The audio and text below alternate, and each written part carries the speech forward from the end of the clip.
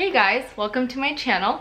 If you're new here or this is your first time, my name is Anessa. Nice to meet you. And if you're watching this video, you probably either just got accepted into dental hygiene school or really want to get accepted into dental hygiene school. So I thought I would make a list of my 8 biggest advice or recommendations or tips that I would like to give you for starting dental hygiene school. So let's start off right away. My first foremost tip probably that I try to tell or recommend to anybody I know who does start dental hygiene school is invest into a good planner. This has literally saved me throughout dental hygiene school, and I cannot emphasize this enough. Investing into a good planner will get you through the hardest weeks of the quarter. So I want to show you guys my planner. This is my planner. I don't know if you can see it, but I got it from Target. And it is a January through December planner, which I personally like more. And it is obviously split up into the months, and then it's split up into day by day. So here's the months. And then let me go into an empty one of day by day. And it'll just have the today's schedule and then a to-do list with check boxes, and then you can write little notes on the bottom and your week's top 3 things that you need to get done. Little notes. It has a cute little inspirational proverb that you can read just to get you through that week. And this planner has literally been my life this year and last year. And I also have little markers that I use with it just to color code everything. I love colors, so I try to color code everything in my planner to a different class. So that really helps me kind of understand where I'm at, which weeks are busier, which ones are a little bit more simple. So that is my first recommendation that I love to share with people. My second one is, it kind of goes along with this, but find your study technique. So this is big because every single person has their own study technique. For me personally, I need to be alone and I need to be dead silent. Nothing can be really moving around me. Going to a cafe isn't really my top study place unless I'm just, getting paperwork done, like worksheets or something, or a PowerPoint. But if I'm studying for an exam for head and neck anatomy or for periodontology, then I need to sit and just relax and it has to be dead silent and nothing can be moving around me.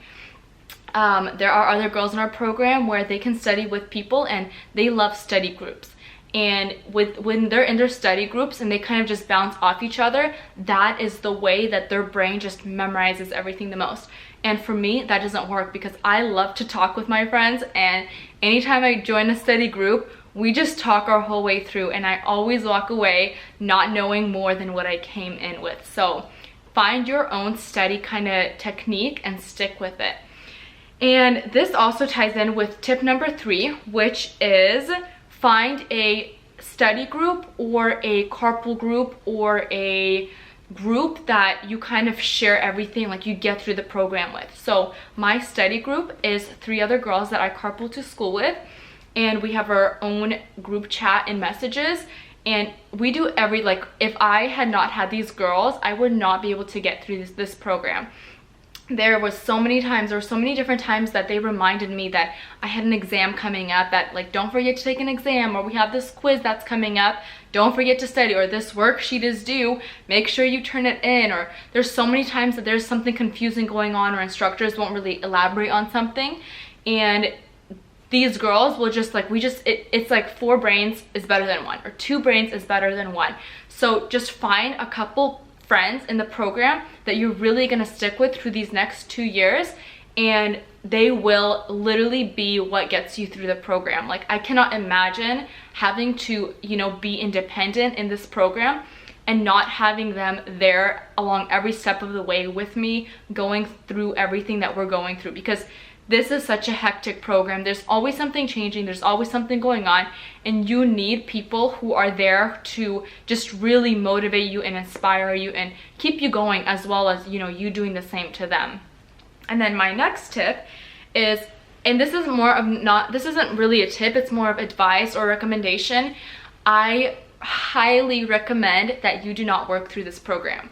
dental hygiene is a full-time job. It is extremely time consuming.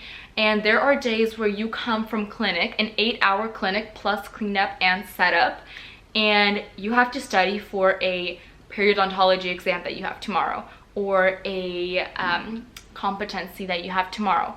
It is very demanding, and you don't want those very short extra time periods that you have in your life that are not in school to be drained into work, because you need time for yourself, for your family, for your friends who are outside of school, because you need that support system as well. You still need to have those relationships.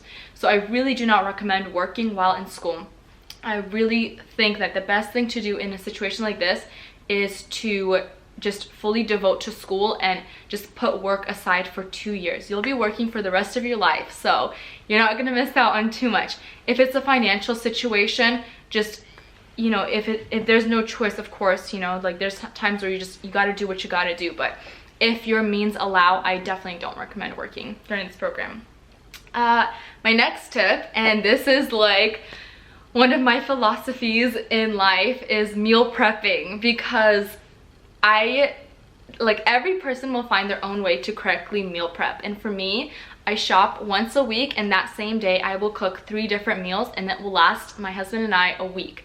And always prepare it, because dental hygiene school is very stressful, and it's very easy to gain weight during this program. And if that's not what you're aiming for, really watch out for that. For me, I actually had a weight loss goal in dental hygiene school, and I have already reached my goal throughout this program, and I can really attribute that to the fact that I was meal prepping almost every single day. I think I can count it on my fingers how many times I had not meal prepped, and I really recommend it because it will save you so much money with not having to go out and eat, you know, every day, or just trying to, you know, not having to spend money elsewhere for food when you can, you know, make it at home, and it's a lot healthier.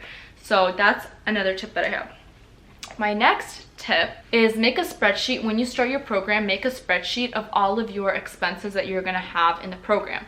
So I did it by quarter. So starting, you know, summer quarter, which is when we started, then fall, then winter, then spring, and all the tuition I've been writing down. If I got any financial aid that quarter, I write it down. That way, at the end of the year, or at the end of the 2 years, or at the end of the program, I can see how much money I have spent. And at this point, I do not think I'm going to have any debt coming out of the program, but it's still good to know, you know, where and how much money you spent throughout this program. My second to last tip is to engrave all of your materials. So depending on how many people you have in our program has 30 people, and that just means that there's so many materials that people have of their own, and such high chances of them getting lost or someone accidentally misplacing them. In our school, we were actually required to engrave all of our material, and I'm so glad I did. You know, we've had people who did lose, you know, their Cavitron tips and things that you really do not want to lose, and you pay for this stuff, you know. This is coming out of your wallet, and you don't want to just have someone accidentally take it or lose it. So engrave all your materials, and it'll save you like stress at the end and time, and you know, you won't have to worry about it. And this is my probably last but most like, this is my number one thing. Like, this is my philosophy. Maybe the other one wasn't, but this is, and it is to treat yourself throughout the program. You need you time. You need your family time. You need your church time. You need your friend time. You cannot be 100% invested into this program, because you will burn out. It is so easy to burn out in this program, because it is so demanding, and it's 100. You're always on the run. You're always on the go. You always have the next quiz or test to study for. Have times and days where you just rest. Have times and days where you just, you know, let yourself, like during fall quarter and winter quarter when it was, you know, cold outside, one of the things that I would do was I would take a bath, you know, almost every single day after clinic. Just take a nice hot bath and just relax and like unravel after the crazy clinic day, you know. And I recommend that. Like, that is huge, and it is so like stress relieving to have that.